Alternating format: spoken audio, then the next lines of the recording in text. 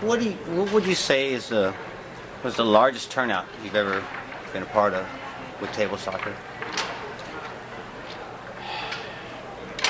Well, not so much from numbers-wise, but the tournament that really... You're talking about economic-wise as well, financially, and is that what you... Well, we were at a tournament in Cleveland, Ohio. It's the first time we'd ever been in an Ohio market at Tornado. I want to say, Carlos, was around 1992.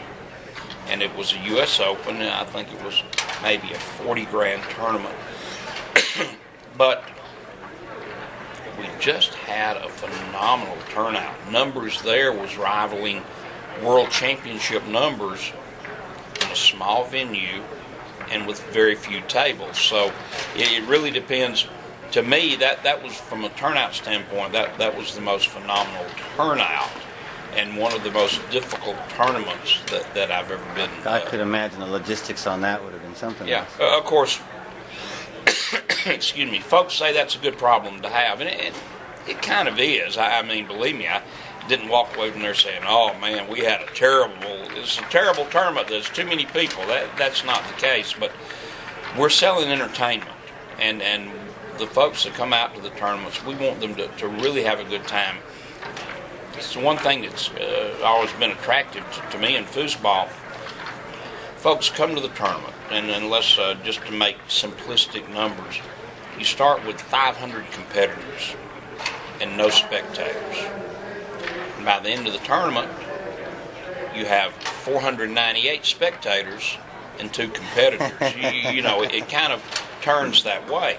So, but you want them to really be able to come out and be serious and have that intense competition that foosball can bring out in folks. You want them to enjoy the event as well. Sure. You know, and there's only going to be 1 or 2 winners, so everyone can't win.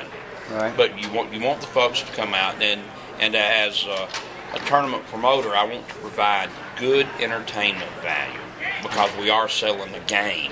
Yeah. And the game's foosball. Without a doubt. I remember setting up tournaments with 200 tables, World Championships, a lot of participants. Nowadays, it seems like it's just hard to get those numbers up. Well, the reason's simple. I mean, the cause of that, it's in the early 80s, Tornado had done a very good job of reaching out. At that time, Tornado was just a sole. Tornado was Tornado. It wasn't, was Ed McLeod was entrepreneurial owner. That was his business. And we reached out, and we had a lot of local promoters all over the U.S. I'm talking about from Boston, there at Mad Maggie's, and Danvers, Mass., all the way to San Diego, California. There was a lot of promoters, foosball enthusiasts that had really gone out and, had 10, 15 tables, ever how many. But they were promoting foosball on a local basis. What has changed as the tournament wheel got big, the local tournaments really kind of waned. They started going away. We don't have regional promoters promoting as we did in those 200 World Championship days, that table days that you're talking about. We have more tournaments.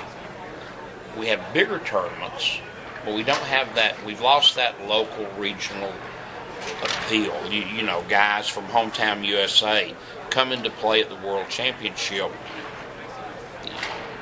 because there's no local competition there for them to hone their skills on anymore.